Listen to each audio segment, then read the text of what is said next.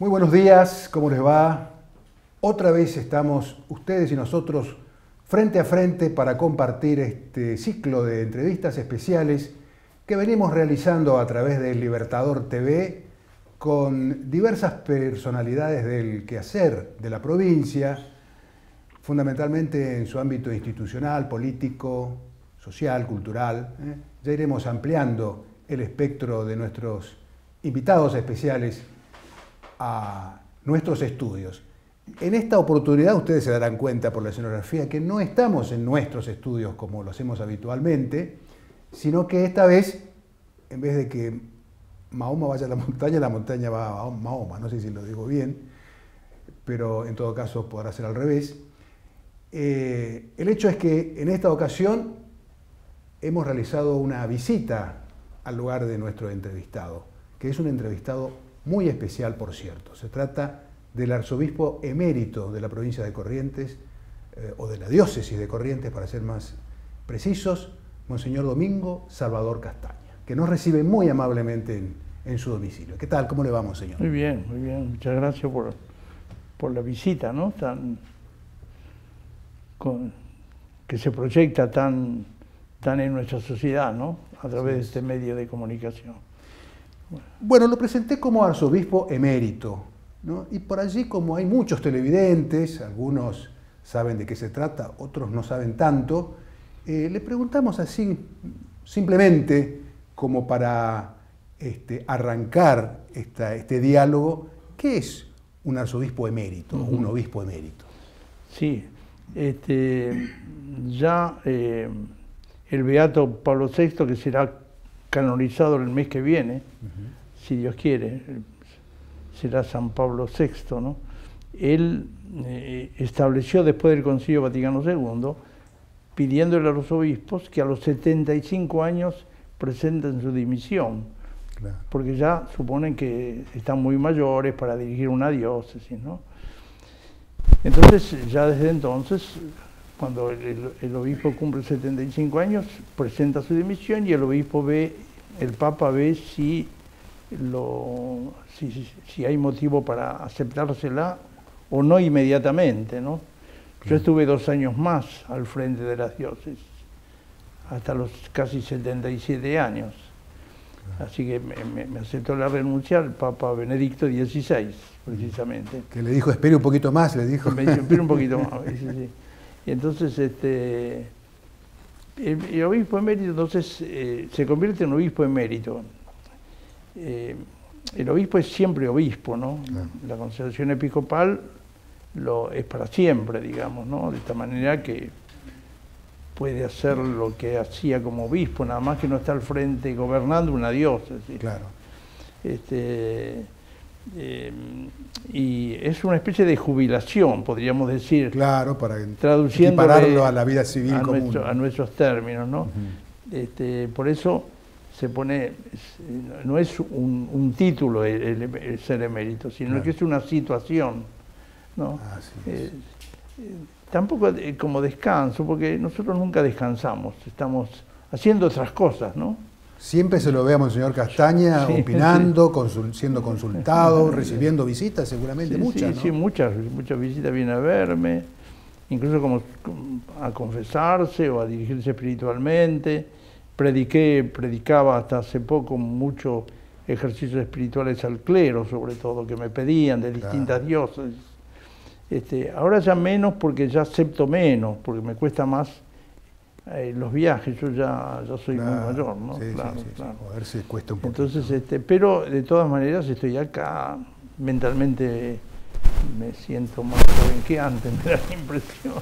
Fuerza espiritual que siempre está, ¿no? Sí, mucha gente me consulta, le respondo, claro, utilizo los medios de comunicación social, las redes sociales, ¿no? Tan importantes, sobre todo a través de los mails y todo eso, ¿no? Sí, claro. Contesto inmediatamente cuando me hacen consultas. Bueno, estoy un poco en eso, ¿no? Y después aquí en la diócesis, cuando el arzobispo actual, mi sucesor, me pide alguna cosa, yo, si puedo hacer, le ayudo, ¿no? Claro. Confirmando, por ejemplo, yendo a confirmar a las parroquias, y también acompañándolo en algunos actos importantes o sustituyéndolo cuando él por algún motivo tiene que viajar, entonces me pide por favor, ¿no? Claro. Sobre todo en actos que son importantes para la diócesis, ¿no? Claro. Bueno, esa es un poco mi misión. Muy bien, eso es el presente.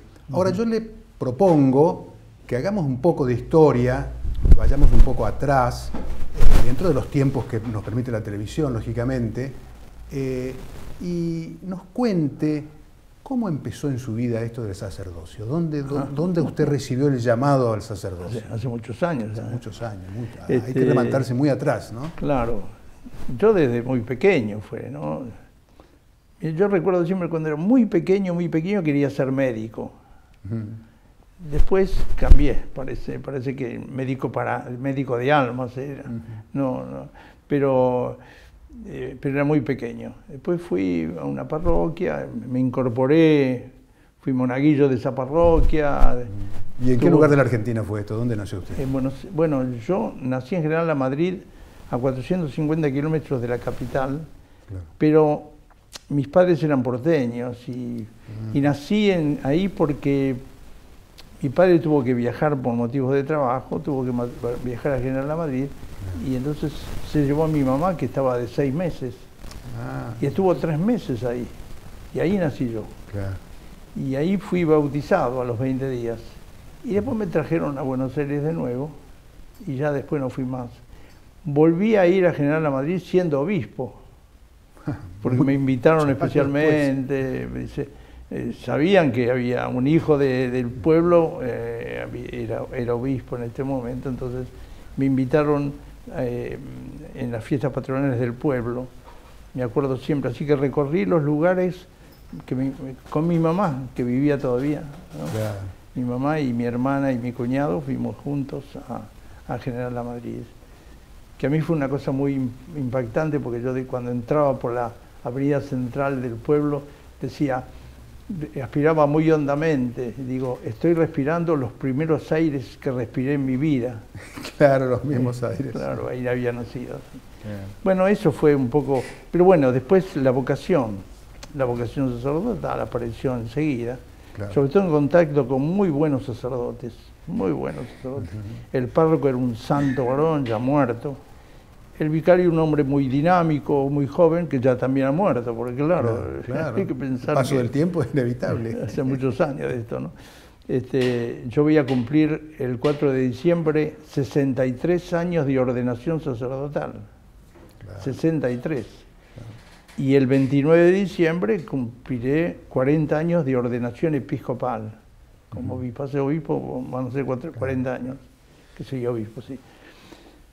Bueno, entonces fui al seminario, por supuesto, hice toda mis 11 años de estudios, el bachillerato clásico, claro.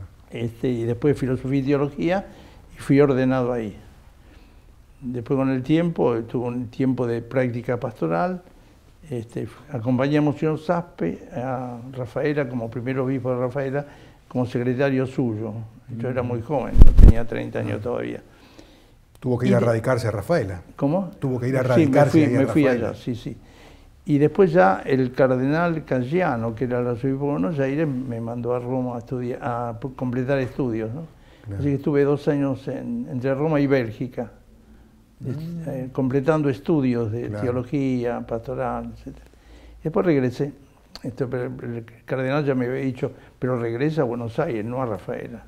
Así que fui a Buenos Aires y ahí seguí mi trayectoria, mi trabajo. 16 años después me hicieron obispo auxiliar, con ya el cardenal Aramburu era el arzobispo ya, ¿no?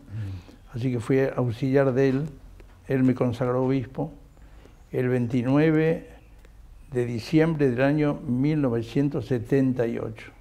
Van a ser 40 años. 40 años. Bueno, esa fue un poco mi trayectoria, si queremos, ¿no? ¿Y luego estuvo a cargo de qué diócesis? Bueno, primero estuve 5 años de obispo auxiliar en Buenos Aires, 5 años, un poco más.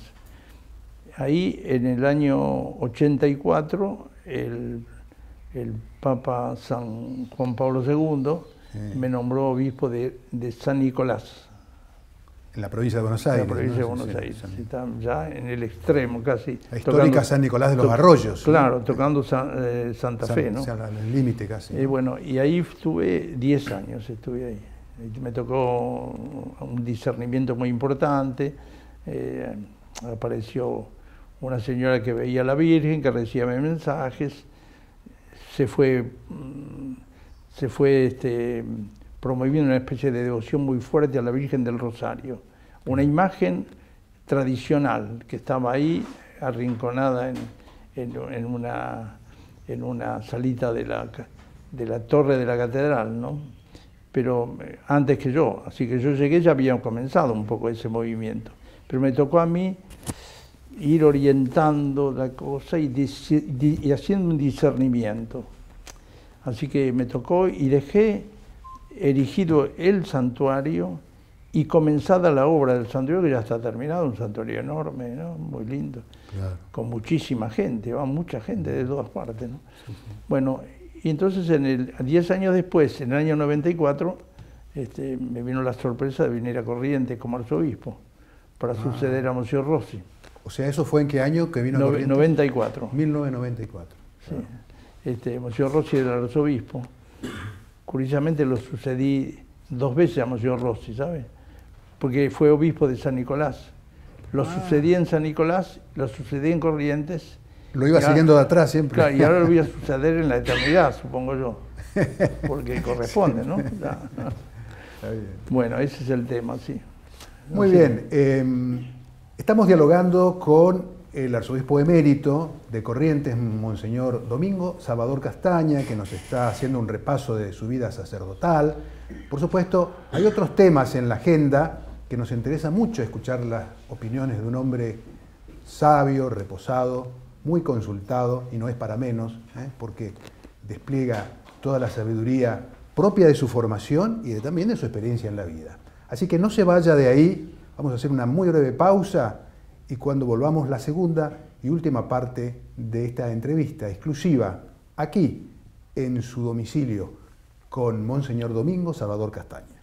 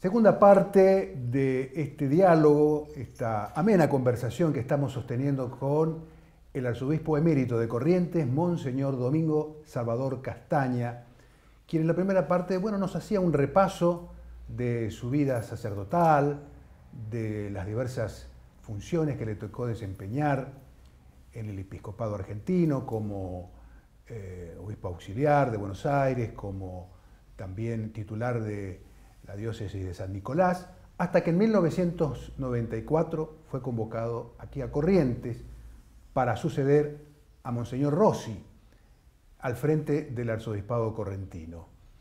Muchas experiencias, mucha actividad específica de su labor en una provincia, en una comunidad tan fervientemente católica como la correntina.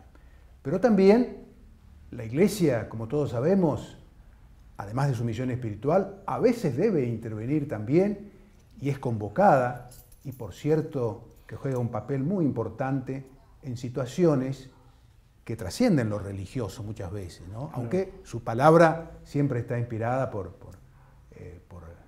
la voz del Evangelio, ¿no? Y es muy necesaria.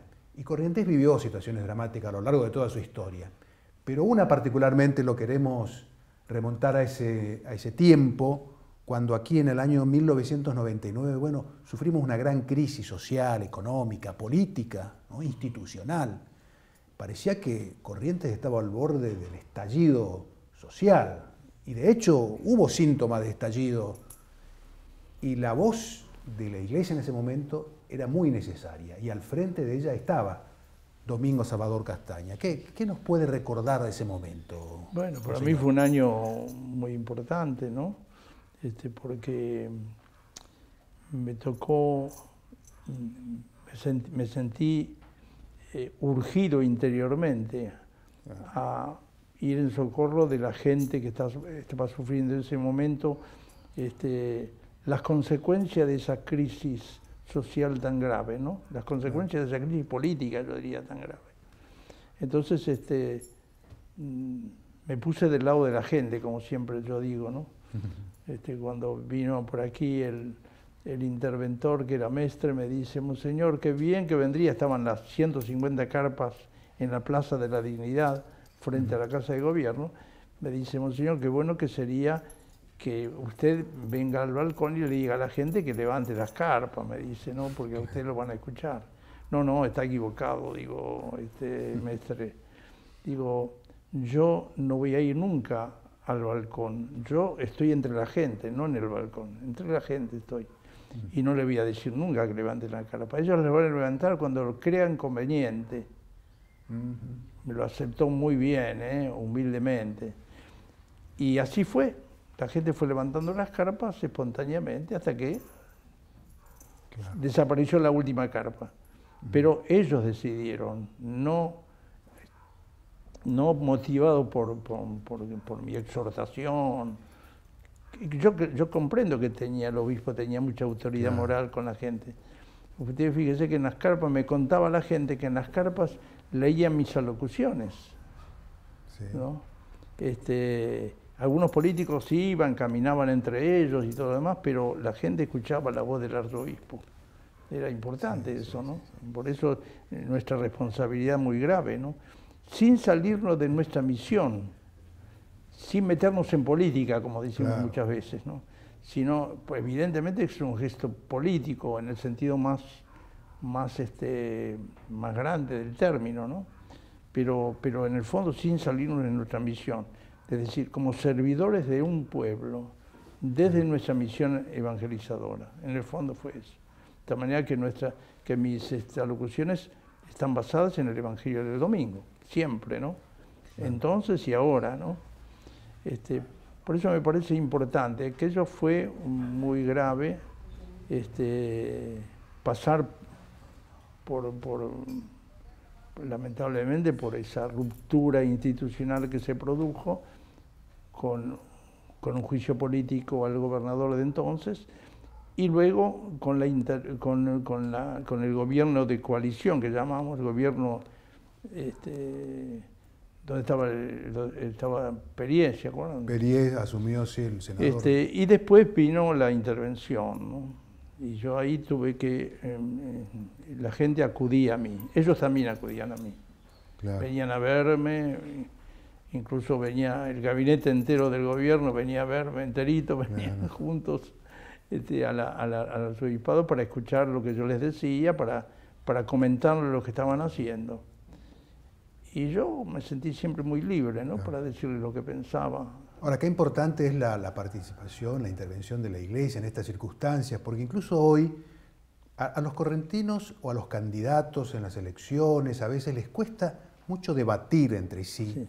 Y justamente es la Iglesia, a través, no sé, de la pastoral social, la que crea un escenario y la gente sí respeta a esa convocatoria, ¿no? Y se había creado, después se creó bajo mi cuidado y me solicitó de particular, ¿no? una comisión un poco con gente de todos los sectores para mantener la gobernabilidad, decíamos, ¿no? Era un poco eso. Así que se trataban temas muy importantes, hubo un compromiso de gobernabilidad firmado por los distintos partidos políticos al cabo de esas intensas jornadas de reflexión que tuvieron ellos, que estaban alentados por mí, es verdad. Yo no iba, tenía gente, laicos nuestros muy comprometidos, que lo hacían muy bien, ¿no? Pero de vez en cuando venían o iba, un poco para darles un empujoncito, para alentarlos a seguir adelante. Así que mi misión fue esa, ¿no? Hasta que gracias a Dios se encaminó la provincia de Corrientes por el camino de la institucionalización, ¿no? Del Estado de Derecho realmente, ¿no?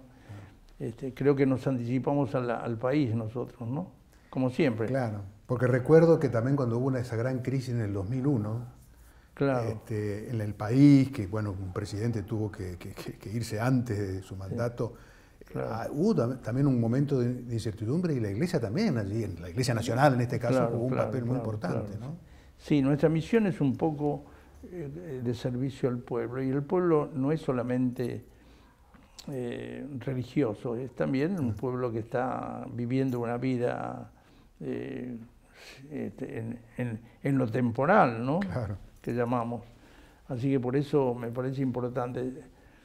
Y entonces yo, en ese sentido, digamos, la universalidad de la Iglesia, que no solamente sirve a los creyentes, sino también a aquellos que no están, que no comulgan, no son practicantes, estrictamente no practicantes, o de otras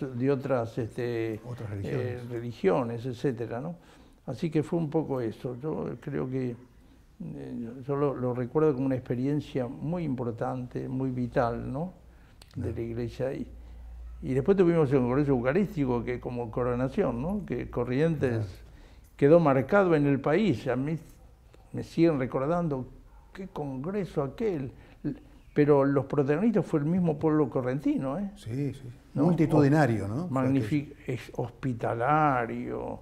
La gente quedaba encantada. Los obispos me dicen siempre, como aquel congreso no hubo otro, dice. Y eso se lo debemos a nuestro pueblo de Corrientes, que es así, es hospitalario, es sencillo, es solidario, es fraterno con todo el mundo. Es importante eso, ¿no? ¿Cuántas historias debió haber vivido Monseñor Castaña en Corrientes, ¿no? Que caló profundo, porque en el momento de su retiro, usted optó por quedarse aquí, ¿no? Podría haber ido volver a su Buenos Aires natal. Sí. Sí, yo tenía varios ofrecimientos para ir a otro lado, incluso obispos, que le hubiera gustado que una diócesis muy cercana a Buenos Aires. Pero yo dije, los últimos amigos míos son correntinos, porque estuve 13 años y medio al frente de la diócesis, con una gran relación, una intensa relación, con acontecimientos muy importantes vividos con ellos, ¿no? Digo, no puedo ir de Corrientes, ¿no? Y después viene un grupo de laicos, precisamente, que me decían, venimos en nombre de mucha gente y le pedimos que no se vaya. Y dice, si usted se queda, le vamos a hacer un lugar para vivir. Y esta casa la hicieron ellos. Claro. O sea, usted tuvo el honor de inaugurar esta vivienda. Claro, que es la casa del arzobispo emérito. Ya en lo sucesivo, cuando yo me muera y todo eso, vendrá el próximo. Está a disposición del arzobispo emérito que sea, ¿no? Pero entonces me quedé y estoy contento de haberme quedado. Ya hace 10 años, van a ser 11 años que soy emérito, ¿no? Y estoy contento, mis amigos están acá, es mi casa ya, a pesar de que tengo mi hermana en Buenos Aires, pero bueno, de vez en cuando nos encontramos, voy allá, pero mi residencia es Corrientes, ¿no? Y mi destino es Corrientes, porque me tienen que sepultar en la catedral, necesariamente, por haber sido arzobispo de Corrientes, ¿no? Se va a quedar con nosotros para siempre. Parece que sí, ¿no? Bueno, hay temas, Monseñor, también de la actualidad que a veces aparecen en los diarios, Sí. y que, bueno, merecen quisiéramos su reflexión. Esto de los casos de abusos sexuales, estos hechos pecaminosos tan propios de la naturaleza humana, que a veces incluso hombres de la Iglesia no escapan a esta realidad. ¿Usted cómo lo ve? ¿Como una campaña contra la Iglesia o un fenómeno que existe, que ha existido siempre o que ahora ha aparecido con más asiduidad? Sí. ¿Qué lectura hace de esa problemática? Yo creo que el delito es delito, ¿no? Sea quien lo haga, ¿no? Claro. Aunque sea un pastor, digamos. En el caso, la cuestión de los abusos es una cuestión, un escándalo muy doloroso, ¿no? Gracias a Dios no es ni la mayoría ni es la minoría, es esa, ¿no? Porque ahí la mayoría son gente honesta, sacerdotes probos, virtuosos, obispos también, ¿no? Entre ellos, sí. Yo digo, es doloroso, ya el Papa lo ha dicho muchas veces, el Papa anterior también, Benedicto XVI, incluso manifestando lo doloroso que es para él y para como haciéndose cargo de la Iglesia misma, ¿no?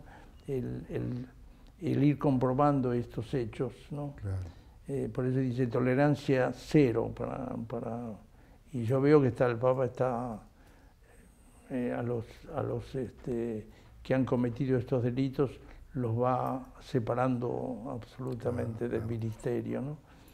Ahora estaba leyendo de uno que yo conocí, un chileno, que acaba el Papa de exonerarlo del estado clerical directamente, ¿no? Y hombre que parecía prestigioso. Pero bueno, eso se dio, no lo podemos negar. Ahora, no puedo negar tampoco que eso dio motivo y pábulo a mucha gente enemiga de la Iglesia para acrecentar quiso aprovechar el volumen de la cosa, sí, ¿no? sí. Entonces, yo creo que la Iglesia siempre ha tenido contradicciones en toda su vida porque tiene una doctrina clara, ¿no? Que es la evangélica. Y decía un famoso fundador de congregación, un arzobispo que es beato, Scalabrini, se llamaba Scalabrini, sí. Decía, ser evangélicos y contentar a todos es imposible. Y es verdad eso. Yo lo he experimentado personalmente y lo experimento todavía, ¿no? Claro. No creo que todos estén conformes con lo que yo digo, pero si yo quiero ser fiel al Evangelio, y bueno, tengo que aguantarme que algunos me acepten, ¿no? Como decía Jesús, como me persiguieron a mí, los persiguieron a ustedes, como me amaron a mí, también a ustedes. Claro. Yo creo que es muy importante eso. Y en estos diversos rostros de la realidad, a veces que nos golpean, nosotros tenemos en Corrientes nuestra capital espiritual, que es Itatí, ¿no? Claro. Indudablemente. Pero también Itatí a veces es noticia, lamentablemente, por hechos de narcotráfico, por una realidad social que golpea. ¿Cómo se dan estos rostros contradictorios? A veces que la misma capital espiritual es a su vez el lugar que está observado con la lupa, ¿no? Por hechos delictivos. Claro, lamentablemente, bueno, no todos son la Iglesia, ¿no? Claro. Nosotros procuramos controlar a nuestros cristianos en ese sentido, pero hay muchos que se han alejado totalmente de la vida de la Iglesia, incluso bautizados, y que viven otra forma de vida, donde el delito parece que no es donde se produce el delito, ¿no? Como el caso del narcotráfico y todo lo demás, ¿no? Hay gente en Itatí que vive de narcotráfico, vive del tráfico de drogas. Lamentablemente, me decían ellos, es un pueblo sencillo, un pueblo que es devoto, que es cristiano, que es mariano, pero que no tiene fuentes de trabajo suficientes, y entonces, bueno, de pronto ceden a la tentación, podríamos decir, de conseguir plata fácil, ¿no? A través de eso. Con las mulitas y todo de los chicos. Es una cosa muy lamentable, en el que tendríamos que estar todos empeñados en ir cambiando esa situación, ¿no? A través de cosas muy, muy concretas, ¿eh? Abrir frentes de trabajo. Es decir, yo creo que eso es un poco tarea de los que gobiernan también, ¿no? Y de la sociedad en general. Y de la educación, escuelas del Estado y no del Estado, pero hay que educar sobre valores fundamentales, ¿no? Que nos falta muchas veces eso. Uno se da cuenta que muchos errores se cometen por falta de educación, simplemente, ¿no? Y muchas carencias y muchas, de pronto nos encontramos que bueno, a veces en la cumbre se produce la corrupción. ¿Por qué? ¿Por qué? Porque no están preparados para ser modelos los que deben gobernar, a veces, ¿no? Lamentablemente. Lamentablemente, sí, así es. El que gobierno tiene que ser modelo de la ciudadanía. La gente tiene que ver como una especie de parámetro, ¿no? Así en aquel que los gobierna. Y a veces no es así, lamentablemente, ¿no? Monseñor, hemos leído en el diario El Libertador de hoy una página donde usted escribe una columna que se titula Un gran mal del mundo occidental, no saber quién es Cristo. Me llamó la atención ese título. Sí, ¿no? comentando el Evangelio del domingo pasado, de ayer, ¿no? Donde Jesús les pregunta a los apóstoles, ¿quién dicen los hombres que soy yo? Y entonces empiezan a decirle qué dicen. Claro. Juan Bautista, algunos Elías, algunos de los profetas. Entonces Jesús les pregunta a ellos, ¿y ustedes quién dice que soy yo? Y salta Pedro, que le dice, tú eres el Mesías, el Hijo de Dios. Entonces ese tema es una especie de encuesta hizo Jesús, ¿no? Ahora que tratan de moda. Y ahora por eso yo digo, este mundo occidental y cristiano, yo le pregunto quién es Cristo, ¿qué me dirían? ¿Qué pregunta? ¿Qué me dirían? Claro. Y sabemos que dicen cualquier disparate sobre Cristo, ¿no? Yeah. Incluso no con mala voluntad, sino por falta de catequesis, por falta de conocimiento. Ese es el tema, por eso yo lo pongo ahí en eso. Falta de catequesis, ¿no? Y yo también le llamo la atención a los sacerdotes, falta de una pureza de fe a través de la predicación que ustedes tienen que ofrecer a los demás. Es el alimento de la fe, la predicación de los sacerdotes. Es decir, si uno predica cualquier cosa, entonces no alimenta bien la fe del pueblo, ¿no? Y que es muy importante eso. En el fondo, yo digo, la Iglesia es educadora de conciencias, ¿no? Es educadora de personas. Claro.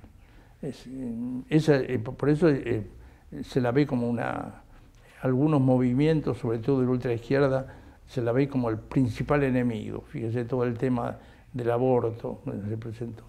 Sabe que la Iglesia forma conciencia, forma personas, ¿no? Para quienes cualquier ley que se oponga a los principios en los que fueron educados, caerán como en desuso para ellos. Claro. Una vez se lo dije a un dirigente importante, buena persona era, que después fue presidente de la Nación, que era Alfonsín. Y le digo, cuando me dice, si se presenta la ley, me acuerdo del divorcio, ¿no? ¿Y qué pasa con la Iglesia, Monseñor? Y bueno, estaremos invitados a ser más agresivamente evangelizadores, yo le dije. De tal manera que ese pueblo, que esa ley caiga en desuso y la gente va a decir, ¿y esto para qué está acá? Si nadie la usa. Nadie la usa. Bueno, entonces, ese es el tema muy importante, me parece. Educar la conciencia de la gente conforme a los valores evangélicos. Claro. ¿No? Cosa que yo estoy empeñado humildemente desde mi posición, que ya no es de gobierno de la Iglesia, sino a través de la formación de conciencias, por esto que el Señor me dio como posibilidad, que es escribir sugerencias para la predicación de los sacerdotes, que se convierte en lectura semanal para la gente toda, ¿no? ¿Y las vocaciones sacerdotales, comparado su época, por ejemplo, con la actual, usted cree que han bajado, se mantienen? No, ha bajado. ¿Cómo ve la juventud en ese sentido? Yo creo que sí, ha bajado, pero esto también es una invitación a examinar por qué pasa eso, ¿no? No le podemos echar la culpa al mundo, ¿no? Claro. Siempre al mundo le echan la culpa al mundo. Fijémonos a ver qué pasa por adentro nosotros. ¿Por qué tenemos tan pocas vocaciones? Está bien, el mundo, el clima no es tan favorable a veces a algún tipo de vocaciones, como es la sacerdotal o religiosa. Pero ¿qué pasa en nosotros, que somos los testigos de ese estado de vida, ¿no? Y de ese servicio tan excelente como es el servicio sacerdotal? ¿Qué pasa? Porque cuando la iglesia se renueva, se suscitan vocaciones, cuando la iglesia se renueva de verdad, ¿no? Entonces tenemos que renovar constantemente la iglesia, ¿no? Constantemente. Y no digo a nivel puramente estructural, sino a nivel profundo, espiritual. Es decir, orientar a los cristianos a la santidad. Me acuerdo que San Juan Pablo II, en el año 21, me acuerdo digo, en el 2001, hablando a los cardenales, les dijo: el mundo actual pide a los cristianos, o espera de los cristianos, el testimonio de la santidad. Claro. Yo creo que los santos son los grandes evangelizadores. Así es. Porque no solamente dicen la palabra de Dios, sino que la testimonian con su propia vida. Con sus propios actos. Eso es fundamental. Muy bien, Monseñor Domingo Salvador Castaña, yo le pediría, para cerrar esta entrevista, que mire esa cámara, porque allí están todos los televidentes, todos los correntinos, sí, y les dé a ellos, o a su gobierno, o al que usted quiera, su mensaje, su palabra, que es la que venimos a buscar. Bueno, como un correntino más, sí, como un correntino más. Yo digo, hay que promover, hay que acrecentar los valores que este pueblo tiene en su corazón, y no dejar que se los vacíe de esos valores tan importantes como es la solidaridad, la fraternidad, como es su religiosidad también, su fe popular, su amor a la Virgen, su amor a los santos. Es muy importante esto para nosotros, ¿no? Así que yo les exhorto a eso, ¿no? A que los cristianos sean cristianos de verdad, ¿no? Y la mayoría son cristianos, bautizados en la Iglesia Católica, que sean cristianos de verdad. Le decía un pastor protestante una cosa muy interesante, dirigiéndose a los bautizados. ¿Bautizados son todavía ustedes cristianos? Es decir, la fe cristiana es un estilo de vida. No es un discurso, no es una ideología, una filosofía, no. Es un estilo de vida, es una forma de vida conforme a los valores evangélicos que están encarnados en la persona de Jesús. Por eso yo les diría especialmente, ¿no? Y por supuesto les mando una entrañable bendición. Aquí, yo, adoptado hijo de Corrientes, para todos aquellos que fueron y que siguen siendo, de alguna manera, mis señores en la fe, porque yo soy el servidor de la fe de este pueblo también, con todos los pastores. En el nombre del Padre, y del Hijo, y del Espíritu Santo. Amén.